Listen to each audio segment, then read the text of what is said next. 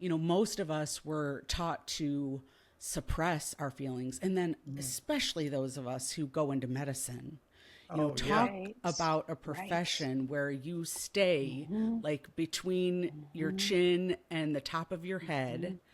And we just ignore our bodies and all the messages that they're sending to us. And, it's sad, but in the way that it was, at least when I was training, that is what you had to do in order to survive. Unstable Vitals is the podcast that takes the pulse of American healthcare, and the prognosis is critical. Doctors Lara and Adam, former ER physicians turned entrepreneurs and business leaders, expose why the system is unraveling before our eyes. But all hope isn't lost.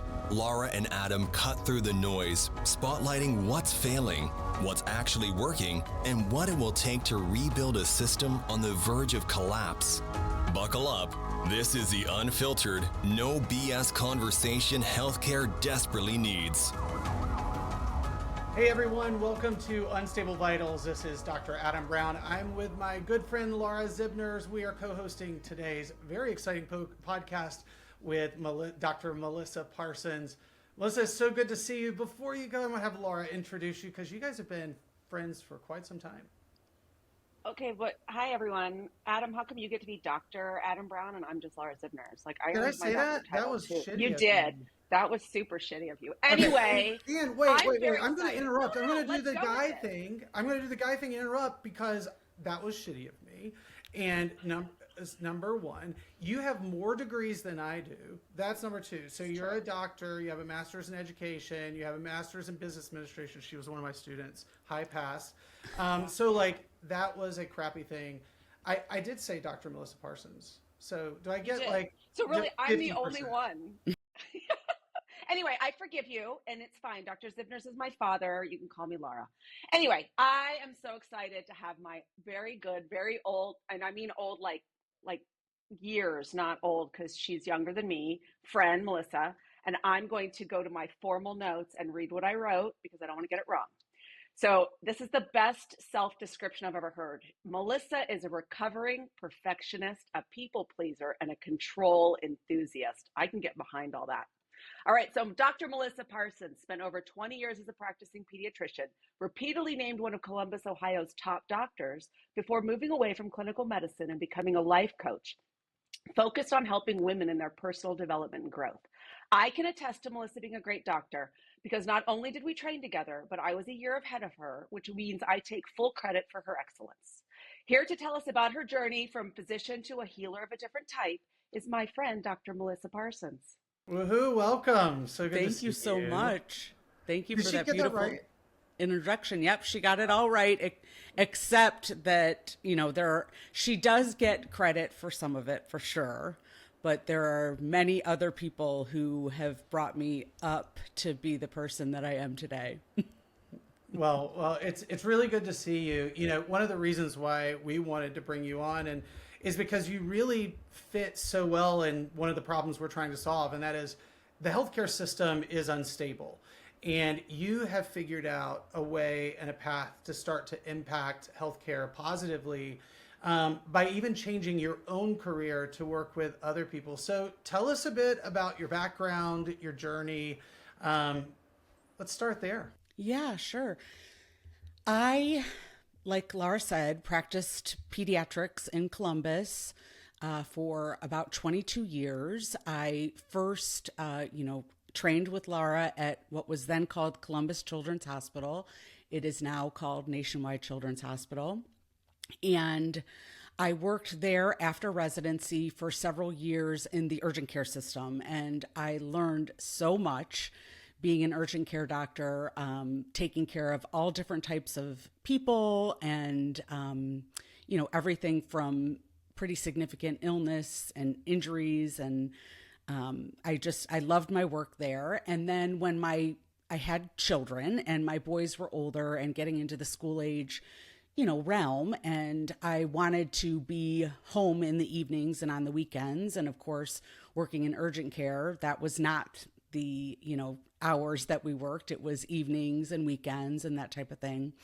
So I went into private practice, and I was in private practice in Dublin, Ohio, for about 14 years. And one of my favorite phrases when I was an urgent care doctor was, you're going to have to take that up with your regular doctor. And very quickly in private practice, I was like, oh shit, like I'm the primary care doctor. I got to take care of this.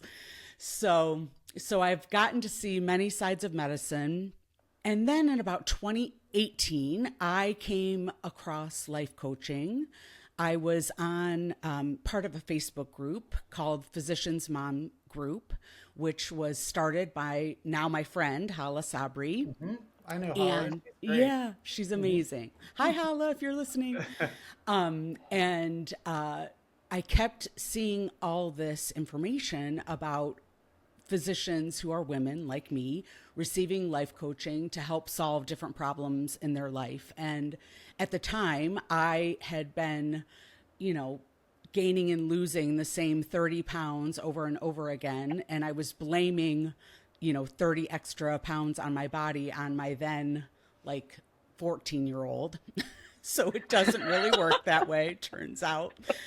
So anyway, I hired my first life coach, Katrina Ubel, and I worked in a group setting with her. And, I started listening to her podcast, which is called Weight Loss for Busy Physicians.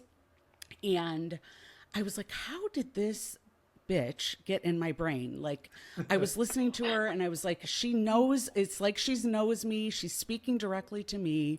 And I very quickly hired her and worked in the group. And I was like, this is the secret to the universe. Why are we not learning about this? How many degrees do you have to get to, get this type of knowledge that, your thoughts create your feelings, that actually feeling your feelings is important, that it's not your job's job to make you happy, that it's not anybody else's job to make you happy, that maybe happiness shouldn't be the freaking goal.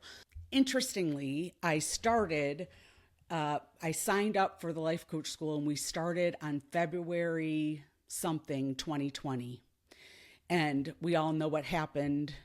No, I have no idea. Did something happen? I gotta check my calendar. It rings a bell. It seemed like everything was normal during that time of year. Wait, are you saying February 2020? Okay. Yes. Yeah. Sure. So it was just kind of perfect timing. I was very busy during that time, training to be a coach and learning something new and being a beginner at something again after, 20 years of not being a beginner. And, as you guys all know, when you are a perfectionistic, people-pleasing control enthusiast, being a beginner sucks. Mm-hmm. And so I had to go through all of that. And I don't know what it was like where you guys worked during COVID, but where we worked, there was nobody coming in. People weren't getting sick. The kiddos weren't sick because they weren't in school. They weren't in daycare. People were afraid to bring their kids in for their well visits because they didn't want them to get COVID and that type of thing. And so I was basically sitting there at the office on my hands. And I was like, okay, I'm wasting time here. I'm not using my brain. And I think I had a thought that medicine was going to always be a stable income. And that was blown out of the water because, my partners and I all took a 50% pay cut in order to keep our front desk staff and our nurses and our office manager duly employed during that time where just money was not coming in.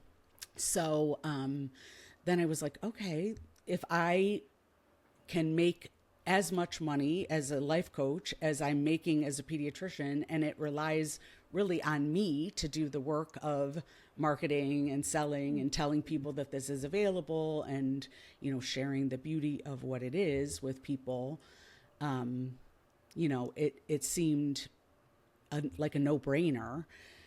There's a couple of things. There's a lot there that I want to tease out. There's one in particular So I know Laura and I both have had coaching. I am a huge fan of coaching. I've Gail Grader, most amazing coach. I say that she saved my life. Probably did.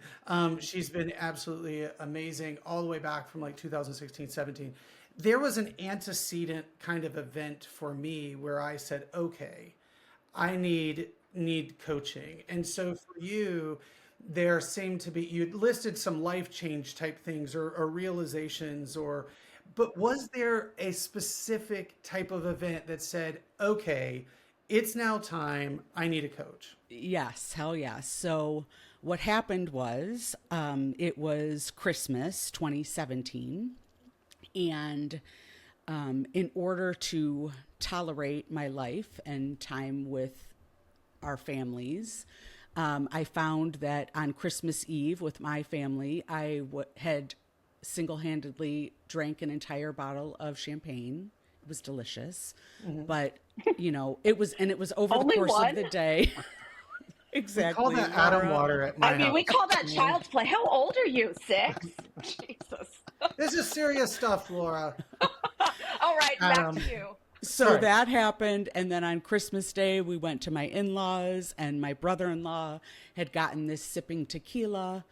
I had purchased a karaoke machine for my nieces.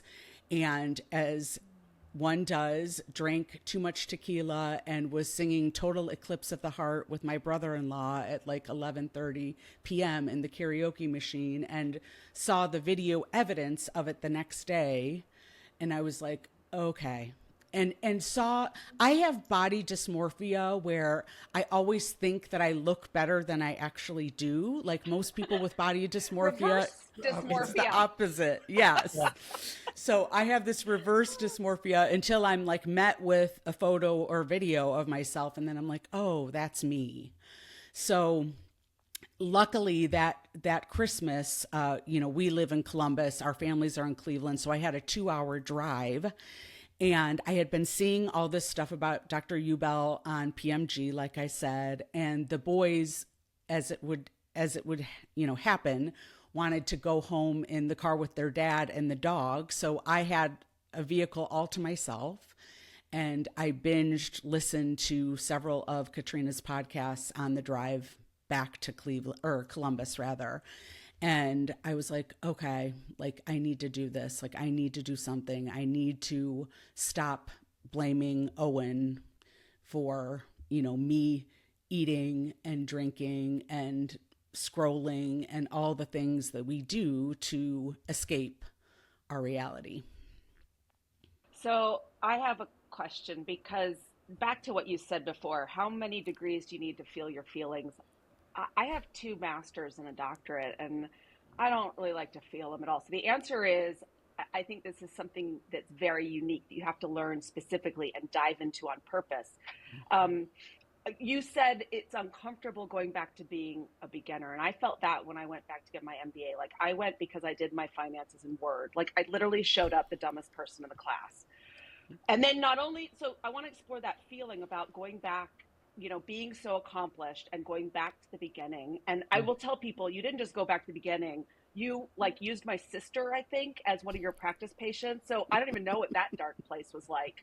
But can you talk about that whole process? Yeah. I mean, I think that, in order to sign up for coaching, you have to be willing to be vulnerable.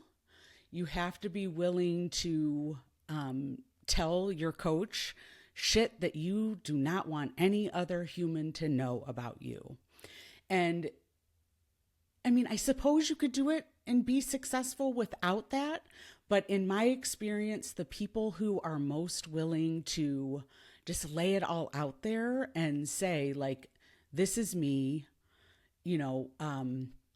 I think because of the way that most of us were raised, where happiness was the goal. And we were also taught to believe that we controlled other people's feelings, like, be nice to your sister, I'm going to, wait till your father gets home. those types of messages that we got as kids. Most of us were taught to suppress our feelings. And then especially those of us who go into medicine, talk about a profession where you stay like between your chin and the top of your head, and we just ignore our bodies and all the messages that they're sending to us. And, it's sad, but in the way that it was, at least when I was training, that is what you had to do in order to survive. Oh, yeah. I mean, there's just one thing to interject. This depersonalization, when you kind of step back and you think about the process of getting to medical school, and I mean, you mentioned this, both of you mentioned this, is kind of starting back at the beginning. We started in college. We rode that roller coaster to the top of the hill. Then we crashed down at the bottom once we were begging someone to let us into medical school. We get up to the top. We are second year badasses until we're a third year on surgery rotation. We're broke in the field, and then we finally get the fourth year, and you are the hot shit on the stick once again. And you're like, I am a medical student and I matched in, please, oh God, give me my first or second choice. And then you're an intern, and then you're the bottom again. So that's one thing. We're enculturated to believe that the beginning really sucks. Like, and that's one. Second is this like depersonalization of, we can't really experience all the things that our friends are experiencing around us, going out, having sex. Well, I did that in medical school, but like, doing dirty whore. I know. Dr. Brown. That's God. a good thing. But like not being able to experience a lot of the things in life. So that's another kind of, knock down to the personalization. But the third one, and this is the one I think is so pervasive, and this ties into coaching, is you can't be wrong. You can't be wrong when you're on the floors. You are protecting yourself from being wrong and ridiculed. You're protecting yourself from being wrong because you don't want to make an error to a patient. You don't want the nurse manager to look at you and go, he's fucking stupid.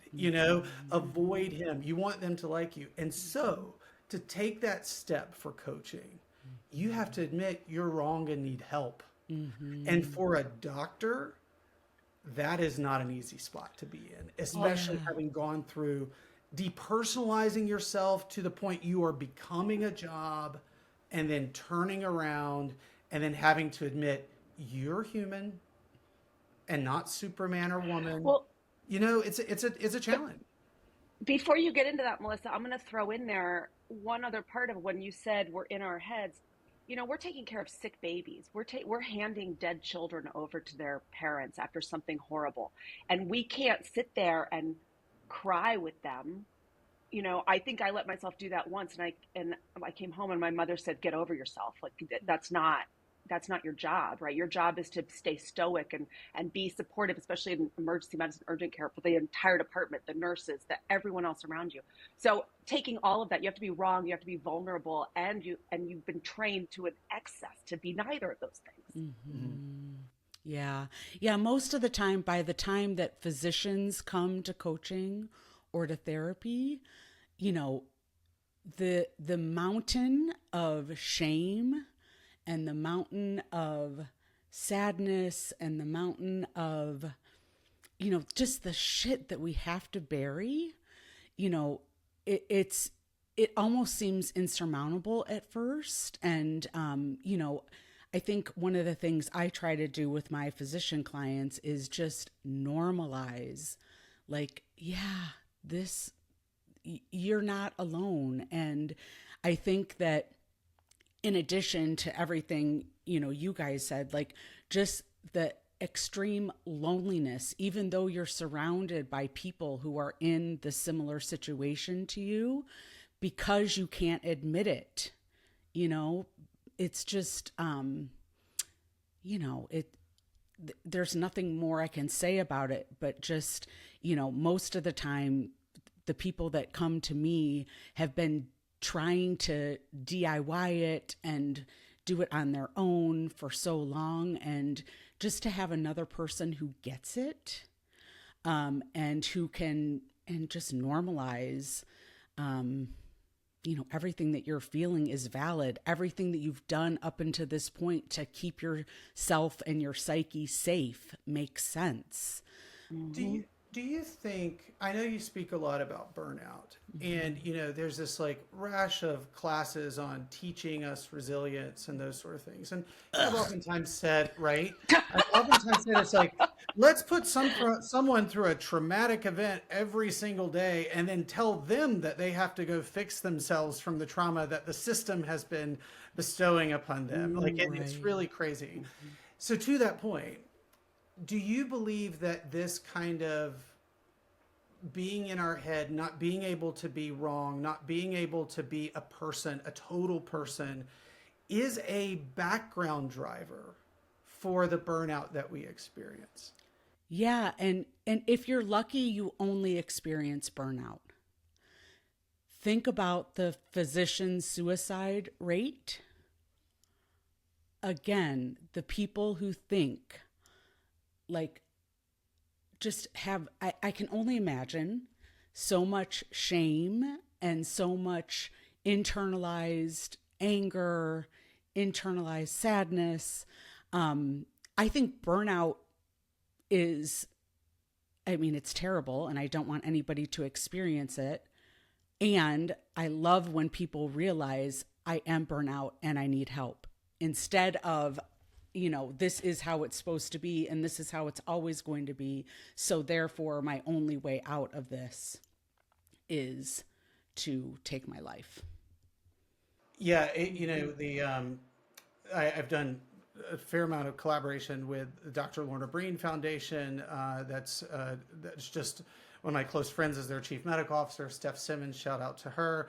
And it's amazing work that they are doing because they are recognizing the role that the system, whether it's how we're being educated, what questions were being asked on state licensure, like, have you ever been admitted to a mental hospital? Screw you. That ain't none of your damn business, because That's if right. you're as doctors saying to us, we can treat this thing just like we can treat hypertension, why shouldn't we be able to also, as humans, have depression, right? Well, and doesn't this almost take us back to the beginning and make blaming your 14-year-old for your drinking, like that's the good side. That's a healthy coping mechanism in medicine to some extent, right? Mm-hmm. Yeah, I think it goes to, one of the things I think is a huge problem in Western medicine, and I will shout it from the rooftops until the day I die, is our separation of physical health and mental health. Like, they are the same, and you can't have good physical health without mental health, and you certainly can't have good mental health without physical health. And they are inextricably and irrevocably linked. And, it's not even have you been admitted to a mental hospital. It is, are you taking any medication for depression? Are you taking any medication for anxiety? So you can't even have a medical problem that is a medical problem, not a psychological problem. And admit to that, and admitting to it on your relicensure paperwork is a death knell. I will tell you, Melissa, I will admit, so when I married my new husband, he walked in and he immediately Who's medicated all of amazing, us. amazing. He's amazing. Rob's the most amazing guy, but he immediately walked in and was like, all you fuckers are fucked up, right? So now I'm on medication. Everybody's on medication. But to that point, I have avoided submitting my own prescriptions to my insurance because I don't want that record. And I've thought very carefully about what I submit to insurance for my kids and have chosen at times to pay out of pocket for certain doctor's appointments and certain medications because I don't want that stigma in a trail. If they want to be an airline pilot, I would personally rather they be high functioning and have a long history of, regulating themselves and learning how to do that than to, regulate through booze and drugs. But the system doesn't allow us to do that. Yeah. And I think the other thing that I definitely want to touch on is so many physicians try to fix systemic problems in medicine on an individual level. Yes. Yes. So even thinking about, we are, of course, if we're short a physician for a shift or something like that, we are guilted into working if we're the person who's healthy, or we're guilted into coming into work when we're not healthy, or when we're dealing with, a family tragedy, death or, illness in one of our loved ones. Because there is no backup system that is in place to make it so that the system can run if one of the physicians or nurses goes down. Did you see both of us just laughing? Because you know that when you said that, we both were thinking of stories. I don't know Adam's story. My story was, I said to my fellowship director, the great Mary Jo Bowman, and bless her, I'm sure she regrets saying this. I said, what is too sick to come into work? And she said, if you can't walk. So one night I showed up and I was walking, but I was dripping with sweat with 103-degree fever. And the attending who was on was furious with me because I'd shown up too sick. Now she had to send me home and there was no one to fill in at 11 o'clock at night. You can't win. Yeah. Well, mine was, I was at Advocate Trinity Hospital on the south side of Chicago, and I had that disease called asphasia. Do you know what asphasia is? It's where you can't decide whether your ass goes first to the porcelain or your face. Oh, Because no. you've got severe nausea, vomiting, and diarrhea. And I was the call-in doc, and I had asphasia. So it's like one of those situations where, you wear the bulkiest scrub pants, so you got a little extra, support in case there's a problem. And then from the lower end of things. And so about like mid-shift, it was like the nurse was like, don't use that bathroom. That's Adam's, And finally they're like, dude, you're not doing well. And I was like, It's a code brown. yeah, I'm like, last name is Brown, so it's always a code Brown in my situation. But so the nurse is like, well, what can we do? I'm like, I need Zofran to start with and Imodium. Go to the Pyxis, put in an IV. Yeah. We loaded up 8 milligrams Zofran IV right there, a liter of fluids. I laid in the back, and off I go to see another patient. And you're like, what are you here today for, Mr. Jones? Well, I've had a little diarrhea. And I'm like, are you kidding me? Really? Now, do you think the general public wants to hear that that's how doctors are conditioned to go to work? Right. Right. And it's so deep. It's so systemic. We are told that this is not a job. It's a vocation. I didn't train as a doctor. I became a doctor. And I will sacrifice my physical and mental well-being. And I love that privilege. To me, it's always been a privilege, but where do you draw the line? Yeah. Exactly. So, we call this podcast Unstable Vitals, and part of the reason why we called it this is because, we as doctors, we don't mind instability because it's something we can fix. We mind dead. We can't do anything about that, they don't call comes in again. and they've I been don't- doing I a mean- code for an hour, and it's like, grandma's gone. We like unstable. We like the kind of like, let's fix what we can. So, what are the things that you think, what are the top 3 things that you think are unstable in healthcare? And then the bonus point is a sprinkle of maybe how you fix it. Oh, God. Okay.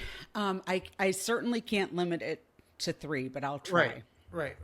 So, You can write books. yeah, I mean, let's start at the top of the Department of Health and Human Services right now in the United States. You mean the cell phones are not causing terminal cancer in the brain? That was his latest. Vitamin A can just pretty much fix everything. You might get pseudotumor cerebri if you take too much of it, but that's okay.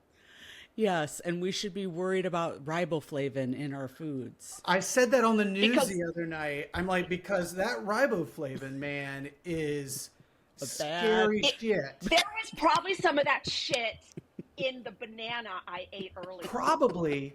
Or Motherfucker, those they're trying other to poison me, vegetables. the goddamn fruits. So, I mean, it seems that we all agree that RFK Jr. has no business being in that position. No. Definitely not. That's number 1. But I mean, he's what we have at the top right now. And then I think I don't think I'm going to get any argument here from you guys, but the next level down, for-profit insurance companies being completely unnecessary, and the middle man or middle woman between physicians and their patients, or patients and their physicians. Like, when you think about it, what role do they play? They deny. They deny. And they deny that they deny. Because when I say you've denied, I feel like we didn't deny anything. And I'm like, you're denying your denial. That makes you a denier squared. I know. I saw a woman, a fellow physician, I don't remember who it was. I wish I could give her credit. But she said whenever she did prior auths, she would always get them approved, because she would ask for the physician peer that she was talking to, which in my experience, I don't know, in emergency medicine, you guys don't probably have to do prior auths, but it was never another pediatrician. It was never anybody who knew anything about my patients. But, you know, she would ask for their name and their license number and their state and that type of thing. And she would say, okay, I'm going to put your name and license number here in this chart as the person who said no to what I think my patient needs. And she said, you know, it was amazing how quickly they backtracked, and, you know, because it's when your name is the last one on the line, you know, you don't want it to be there.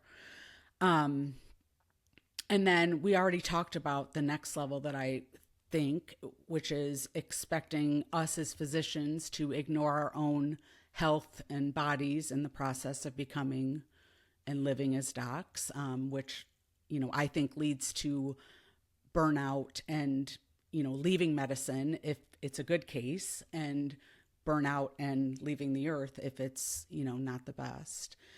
And then I can't not talk about the glaring omission of women's health in research. You know, I mean, we are totally centering men still to this day. I understand maybe why they did it initially, because it was all men in medicine. I mean, that doesn't fucking make sense to me either, but, you know, I can't change what happened back then. But, you know, just that makes us unstable, because we really only know about how to take care of 50% of the population. And then, Because that was 4, wasn't it? yeah, the fifth one. That's okay. She's an Hey, I like overachiever. it. These are good. These are good. Okay, go for number 5, but then wrap it up. It's the last one, and I already said it: Okay. separating mental health from physical health. Like, I love that. You know, like I think it is. No, I know it is so important. And you know, as I had mentioned to you before, it's okay. We have a Great Dane. We have extra guests. can you hear him barking? He wants you to know Yeah, that's yeah. not him. It's okay. That's another case of asphasia. It's fun. You know, it's a fun thing. You know, the aspect, the more that we can start tying mental and physical health completely together, I do think that's actually protective for doctors over time, because we don't say to doctors, oh, you had your gallbladder removed. Okay, that's not, you still need to come to work today. Or, you know, or you're shamed for it. Or, you know, there's discussion in the doctor's lounge about like, oh, did you know Adam had his gallbladder taken out? No, like, but there is discussion about like, oh, did you know Adam was admitted to a psychiatric hospital for 2 weeks? Or do you know, like those, if they find out about it or if they know. And until we get to a point in time where we're able to have that conversation of openness, where there's not that stigma, we're going to still be falling back into this area of stigma. And then stigma creates putting people in the closet with mental disease. And as you said, there's a reason why doctors kill themselves 2 to 3 times more than the general population.